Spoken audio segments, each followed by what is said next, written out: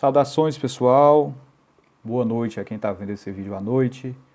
Boa tarde a quem vê o vídeo à tarde. Bom dia a quem assiste pela manhã. Este vídeo destina-se aos alunos do 7º ano da Escola Luiz Gonzaga da Fonseca Mota, Escola Municipal aqui de Ubajara. E nós vamos trabalhar agora o nosso livro de ciências do 7º ano. Vocês vão abrir o livro de vocês na página 58, no capítulo 3. E vamos estudar os ecossistemas terrestres. Os ecossistemas que fazem do nosso planeta o que ele é. Mas afinal, o que é um ecossistema? Ecossistema é a soma dos fatores vivos e não vivos de um ambiente, ou seja, todos os seres vivos e toda a parte que não tem vida que formam um ambiente e que mantém relações entre eles, formando o ecossistema. Sendo assim, nós podemos considerar a parte viva, os animais, os micróbios, bactérias, os fungos, as espécies vegetais, as árvores, etc. E a parte não viva, a terra, a pedra, as rochas, a água, tudo aquilo que está dentro de um ambiente e que mantém relação. Por exemplo, os seres mamíferos mantêm relações entre eles, alguns são predadores, alguns são presas, alguns são inimigos naturais, outros se ajudam naturalmente, ou seja, mantêm relações, mas eles também mantêm relações com a parte não viva, quando eles precisam, por exemplo, beber água. A água não tem vida, a água não é viva, mas a água tem uma função importante para todos os seres vivos. Quando eles utilizam, por exemplo, pedras, como alguns macacos fazem, utilizam pedras para quebrar frutos duros e comerem esses frutos, então eles estão mantendo uma relação, eles, seres vivos, com a parte não viva. E essa parte não viva é chamada de abiótica, enquanto a parte viva é chamada de biótica. A parte biótica é formada por todo tipo de ser vivo, vegetal, animal, bactéria, protozoário, alga. E a parte não viva é formada pelas plantas, pelo solo, pela pedra, pelo ar, pela água, por tudo aquilo que não for vivo e estiver dentro do ambiente. Você vai perceber, pegando o livro na página 59, que os seres vivos estão agrupados para a ciência dentro de grandes grupos. Esse primeiro grande grupo é o maior de todos eles, que é o reino. Num reino dos seres vivos, estão todos os animais, ou todas as plantas, ou todas as bactérias, ou todos os protozoários, ou todos os fungos. Isto é o reino. No caso do reino dos animais, os animais todos estão dentro de um único reino, o reino Animalia. E este reino reúne todos os animais, do mais pequenininho ao mais grandão. Do menorzinho, como a formiga, como a pulga, ao grandão, à girafa, ao ser humano, ao crocodilo, ao cachorro, ao gato, não importa. É animal, faz parte do reino Animalia, embora eles sejam bem diferentes uns dos outros. Mas dentro do reino, nós temos que nos lembrar que existem animais que são mais parecidos uns com os outros e outros que são menos parecidos. Então esse reino forma, por separação, um filo. O filo reúne animais que são um pouco mais parecidos entre eles do que simplesmente o fato de serem animais. A mesma coisa aos vegetais, né? Vegetais, todo vegetal, toda planta faz parte do reino Plantae, o reino dos vegetais. Mas existem vegetais que são mais parecidos do que outros. Então eles formam um filo. O filo concentra animais também muito parecidos entre eles, mais do que com outros. Então o filo vai formar classe. Aí está aqui, ó, reino, filo, Aí vamos procurando mais aparência ainda. O filo vai virar ordem. A ordem vai procurar seres ainda mais parecidos. E quando eu falo parecidos, não é somente na aparência física, estou falando também do seu DNA. Vão formar famílias. E as famílias vão formar gêneros. Vamos a um exemplo prático no reino animal. Você já deve ter ouvido ou visto alguém se chatear porque foi chamado, com toda razão, né, claro, de macaco por outra pessoa. Quando um ser humano é ofendido dessa forma, nós chamamos isso de preconceito, de racismo. Mas o que é que nós temos de tão semelhante ao macaco? Bom, nós temos muita coisa semelhante. Nós não temos rabo, né, não temos cauda. Nós não temos dedos dos pés capazes de se dobrarem e agarrar um galho, não temos.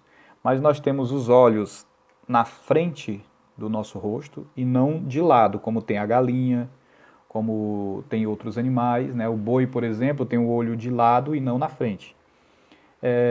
O coelho tem o olho lateralizado, nós não, nós temos os olhos frontais.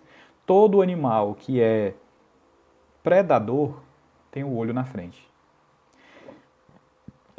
Os macacos possuem mãos parecidas com as nossas, nariz parecido com o nosso, né? O focinho deles é um pouco parecido com o nosso, as orelhas, a forma do corpo, né? A constituição do corpo, a musculatura é parecida?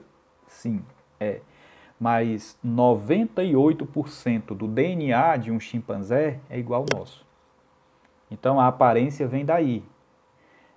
Quando nós dizemos que nós e os macacos somos do mesmo gênero, nós estamos dizendo que há muitas semelhanças entre nós e eles.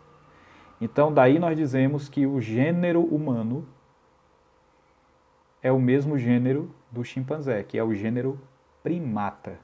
Nós somos seres primatas. O que é que vai diferenciar agora, no final de tudo? É que você pegou reino, filo, classe, ordem, família e gênero, e agora vai fechar. Agora nós vamos procurar seres extremamente parecidos para formar espécie.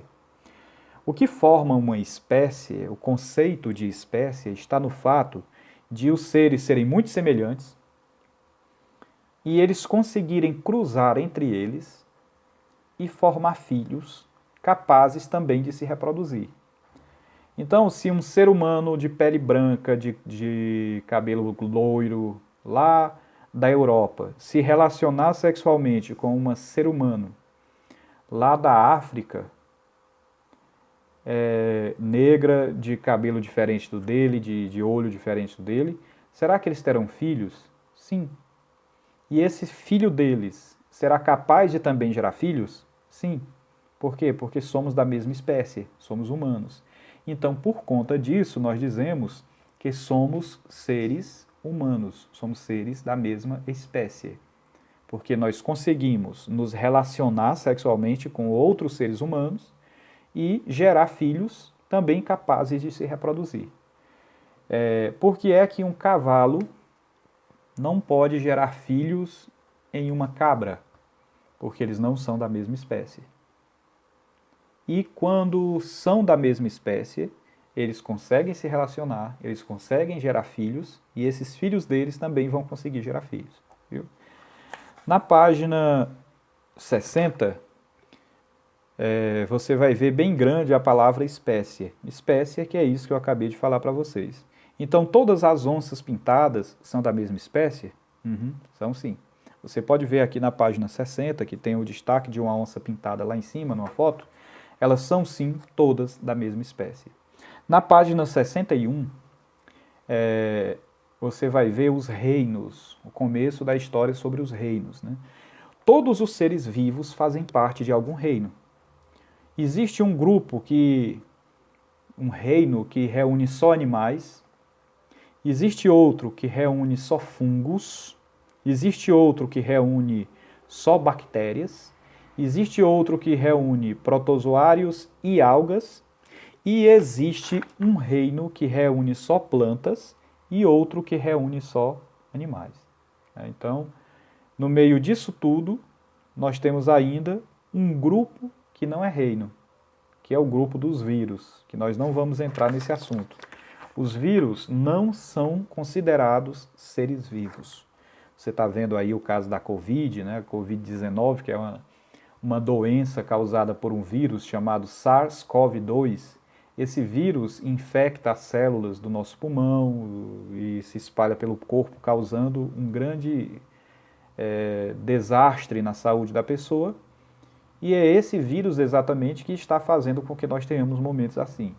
Porém, os vírus atacam seres vivos, mas eles não são seres vivos, eles são parasitas intracelulares obrigatórios. Eles são feitos não de células, eles são feitos de proteína, eles são feitos de material genético, mas não são seres celulares como nós e todos os outros seres vivos. Então aí na página 61 você vai ver o primeiro reino, que é o reino Monera. O reino Monera é o reino das bactérias. Existem bactérias do bem e bactérias do mal. Existem bactérias agora na sua boca, que você precisa escovar os dentes para diminuir o número delas, mas elas vão se reproduzir de novo e você precisa escovar de novo. Existem bactérias na pele, na sua axila, causando aquele cheirinho desagradável, que obriga você a lavar, né, a sua axila e a passar desodorante antitranspirante. Existem bactérias que são usadas para fermentar alimentos, para que a gente consuma. É o caso, por exemplo, da produção de queijo. O queijo é feito quando as bactérias o fermentam. E essas bactérias estão no queijo, a gente come e não sente nada de mal, a não ser que você tenha intolerância a alguma coisa ali. Mas existem bactérias do bem e existem bactérias do mal. Existem bactérias que causam doenças terríveis e que podem levar o homem, o ser humano, à morte. Existem outras que causam doenças terríveis, que não matam, mas maltratam muito, né? O segundo reino, o reino protista. Esse reino protista é formado por dois grandes grupos. Os protozoários, que são seres unicelulares, como as bactérias também são. As bactérias são unicelulares, mas elas são procarióticas. E os protistas os protozoários são unicelulares eucarióticos. Ou seja, eles possuem núcleo dentro da célula que o forma. Eles são unicelulares, são feitos só por uma célula. Mas eles têm um núcleo que envolve o seu DNA. O DNA está dentro do núcleo. Nas bactérias não, o DNA está solto no citoplasma. O terceiro reino é o reino fungi. O reino fungi é o reino dos fungos. E aqui você vê um cogumelo, que é um tipo de fungo, mas existem fungos de várias formas. O fungo mais conhecido, fora esse aqui, mais visto talvez nas casas de vocês, é aquele que se forma no guarda-roupa, na cômoda, que pega algumas roupas, que é o famoso mofo, né? Que é outro fungo muito conhecido das casas das pessoas, é aquele que faz com que as frutas que estão velhas, estão ficando estragadas, pareçam estar mofadas. Aquele ali é o bolor. E tem fungos que você come todo dia. Quando você come pão, por exemplo, você está comendo fungos, porque o pão foi fermentado com fermento biológico, que é feito a partir de fungos. Quem gosta de tomar uma cervejinha, por exemplo, tem que se lembrar da levedura de cerveja, que é parte desse grupo. Na página 62, na página 62, você vai encontrar o reino Plantae. O que é o reino Plantae? É o reino de todas as plantas. Tudo que for vegetal, da grama ao pé de manga, ao pé de abacate, à palmeira, tudo aquilo que for vegetal é parte do reino Plantae. Para ser parte do reino Plantae tem que ter raiz, tem que ter caule, tem que ter xilema, floema, tem que ter pigmentação verde para que ele possa fazer a fotossíntese. Uma característica de todas as plantas, de todos os seres do reino Plantae, é que eles são autótrofos, ou seja, eles mesmos produzem por fotossíntese aquilo que eles precisam para sobreviver. Na página 63, você vai ver a continuação do reino Plantae, que as plantas geram frutos, que existem frutos com semente, e polpa, e existem aqueles nus, né, aqueles que é a semente e pronto. São as chamadas briófitas, pteridófitas, angiospermas, enfim, há várias classificações que nós veremos adiante. Na página 64, o reino Animalia. O reino Animalia é o reino que reúne todos os animais. Não importa se esse animal é da vida aquática, se é marítimo, se é da terra, se ele é um pássaro, não importa. Se ele for animal, ele faz parte do reino Animalia. Como exemplo do reino Animalia, nós temos os poríferos e os cnidários, que habitam os oceanos. Os poríferos, que são chamados esponjas do mar, por exemplo, se você já assistiu Bob Esponja, você viu um porífero, né? Dentro do desenho do Bob Esponja, você tem vários animais marítimos, né? Entre eles o próprio Bob Esponja, que é o calça quadrada, que é uma esponja do mar, que é um porífero. Tem o plâncton, que é um tipo de alga, né? Que é o plâncton, porque faz fotossíntese. E você tem também o Patrick, né, no desenho, que é não sei nem dizer o que é que o Patrick é, eu acho que é uma estrela do mar, sei lá. Mas são exemplos de animais.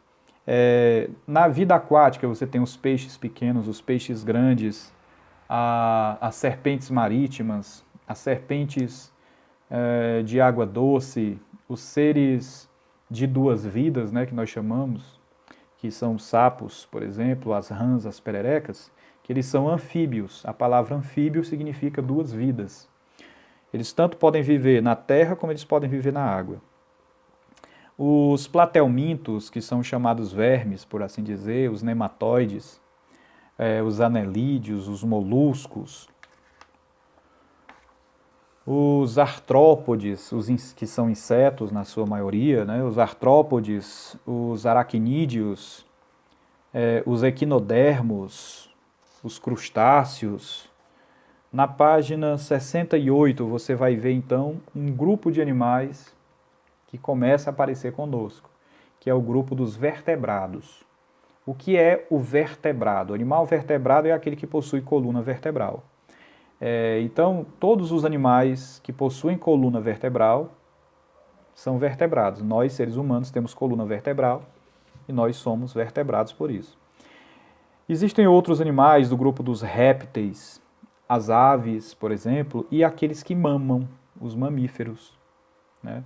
Esses seres mamíferos são os que dominam a Terra.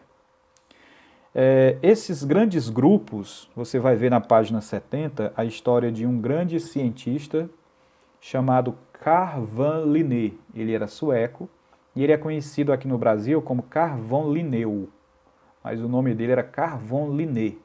Linné, na Suécia, Linneu, no Brasil. Carl von Linné, ou Linneu, foi o cientista que elaborou o sistema de classificação dos seres vivos, o sistema binominal, e que nós chamamos de taxonomia, que é o que você vai ver na página 71.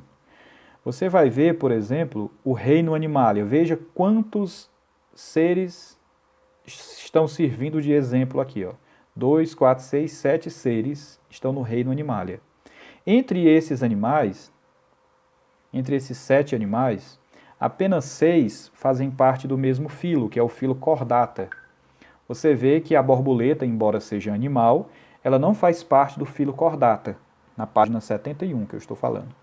Por que ela não faz parte do filo Chordata? Porque do filo Chordata só fazem parte os animais que possuem coluna vertebral, somente os vertebrados.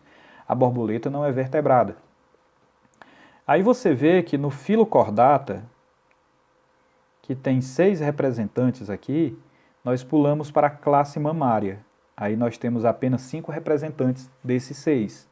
Porque para ser parte da classe mamária precisa ser mamífero. Eu sei que a onça é mamífera, eu sei que o tigre é mamífero, eu sei que o gato selvagem é mamífero, o lobo-guará é mamífero, o mico-leão é mamífero, mas eu nunca ouvi falar que sapo ou rã mamasse. Então a rã não faz parte da classe mamária, porque ela não é mamífera. Os 5 animais que fazem parte da classe mamária, vamos pular para a ordem. Veja que vai diminuindo. Reino, filo, classe, ordem. Eram 5, na ordem carnívora, apenas 4 animais estão representados. A onça pintada é carnívora, o tigre, o gato europeu e o lobo-guará, mas o mico-leão não é carnívoro. Descendo mais um pouco, nós temos as famílias, né? Então, na família Felidae, reúne os seres que aqui são felinos, ou seja, são da família dos gatos. A onça pintada é uma felina, o tigre é um felino e o gato europeu é um felino. Entre esses felinos, ou seja, a família Felidae, nós vamos agora para o gênero. Olha, estamos afinando ainda mais, diminuindo ainda mais, procurando ainda mais aparências. Então, no gênero Panthera, desses 3 animais que estavam na família Felidae, ou seja, dos 3 animais felinos, 2 são da família Panthera, que é a onça pintada e o tigre. Tanto é que a onça pintada, o nome científico dela é Panthera onca. Aí você vai entender o seguinte, no nome científico, que é Panthera onca, o nome todo é Panthera onca, esse é o nome científico. Mas a primeira parte do nome sempre identifica o gênero, viu? Então entenda, qual é o gênero da onça? Ora, se o nome científico da onça é Panthera onca, e a primeira parte do nome sempre identifica o gênero, logo o gênero é Panthera. E a espécie, somente a onça pintada é da espécie Panthera onca. Panthera onca é o nome científico, é a espécie. Panthera é o gênero. Mas somente a onça é Panthera onca, é da espécie Panthera onca. O tigre é de outra espécie. Se uma onça pintada do Pantanal cruzasse com uma onça pintada, digamos, da Amazônia, elas teriam filhos? Sim. E esses filhotes seriam capazes de gerar outros filhotes? Seriam. Por quê? Porque eles são da mesma espécie. Mas se nós pegarmos um tigre e cruzarmos com uma onça, primeiro que isso não vai dar certo, mas suponha que desse, a onça e o tigre não gerariam filhos. E ainda se gerassem, esses filhos não gerariam seus filhos, porque eles não são da mesma espécie. Bom, a aula de hoje fica por aqui. É apenas a primeira parte, esse capítulo é grande, nós vamos ter outros momentos como esse. E façam a atividade que eu passei, que foi lançada no grupo, estudem, fotografem as perguntas e as respostas e mandem no privado para mim. Um grande abraço a todos e até a próxima oportunidade.